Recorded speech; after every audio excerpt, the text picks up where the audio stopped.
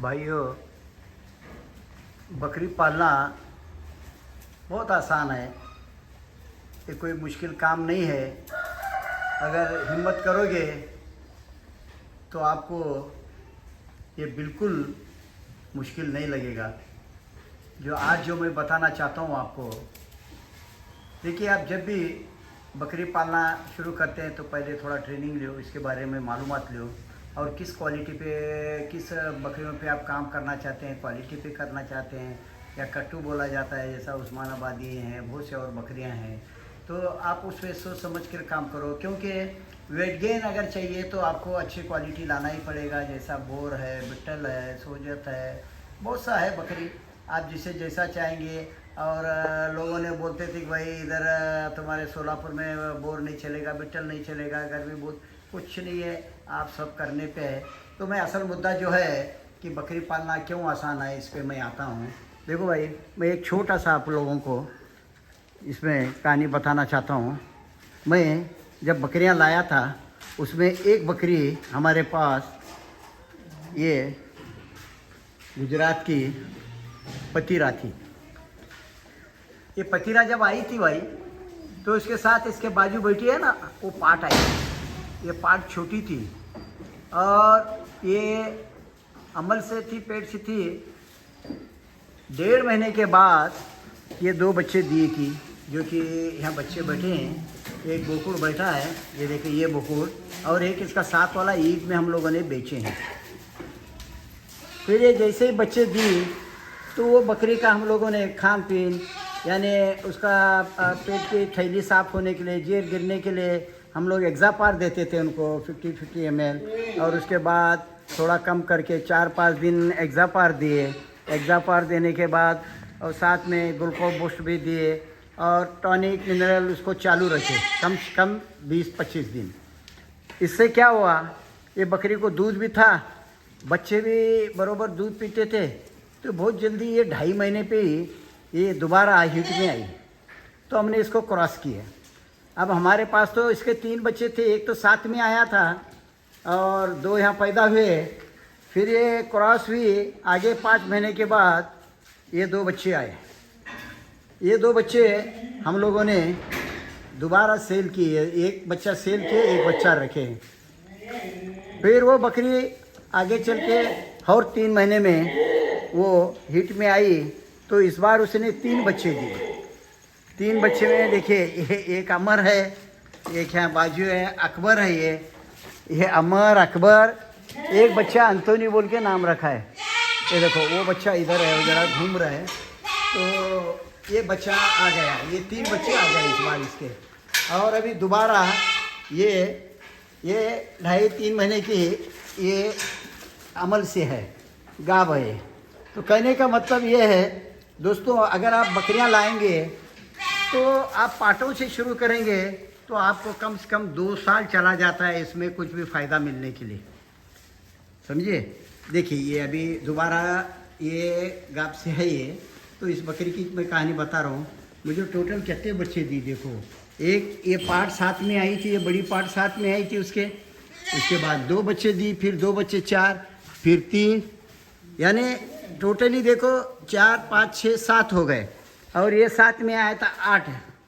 अभी अमल सी है, शायद 2 भी दो, 3 भी दो, बोल नहीं सकते। तो 2 साल में मेरे पास इनके 8 बच्चे 2 साल में पल रहे हैं।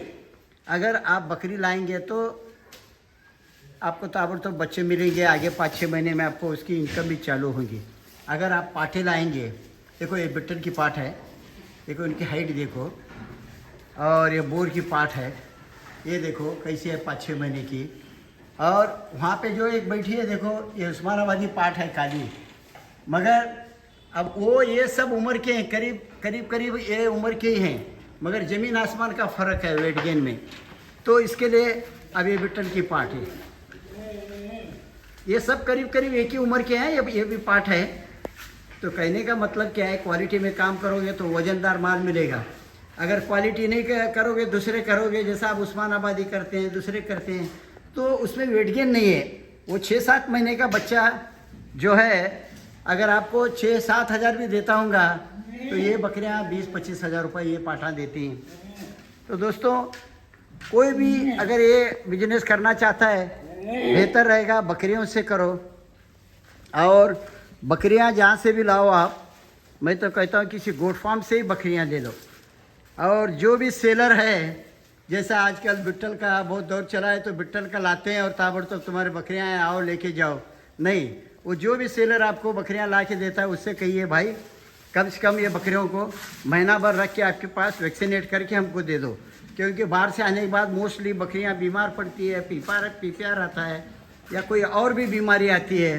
तो आपको उसमें बहुत से मैंने देखा गोट फार्म इसीलिए बंद हुए हैं कि मालूमात नहीं रहती, लाते हैं।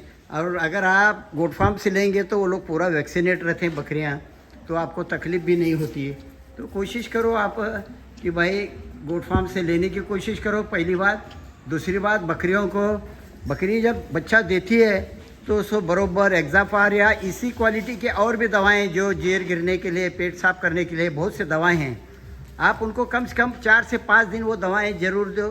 साथ में गुल्का बूस्ट दे दो या दूसरी और कोई टॉनिक है, मिनरल है, ये देना चाहिए। कम से कम 15-20 दिन देना चाहिए, जिससे वो बकरी की पुर्तता जो कमी हुई है वो पुर्तता होती है। उसके बाद वो बकरी दोबारा हीट में आने टाइम नहीं लेती है। तो आप अगर बकरियों में अगर काम करना चाहते हैं, बकरियां पालना चाहते हैं तो बेहतर है। अगर आप सब्र करना चाहते हैं 1-2 साल का, तो आप पाटे लेके करो, नहीं है तो आप बकरियां 2 दांत 4 दांत 6 दांत की बकरियां लेकर, क्योंकि जवान है 2 4 6 मतलब नहीं, तो लेके बकरियां लेके, अब उसमें लोग बोलते हैं 8 दांत तो कब होके गए मालूम नहीं, वो 2 साल से ज़्यादा होके गए, सो बकरियां नहीं लेने का। आप 6 दांत तक को हैं बकरियां। देखो बकरी की चमड़ी नरम होनी चाहिए, कास में कोई भी जख्म वो नहीं होनी चाहिए, चला कर देखो। हर चीज़ देखने के बाद आप बकरियां ले लो और बिजनेस चालू करो। ये कोई मुश्किल काम नहीं है।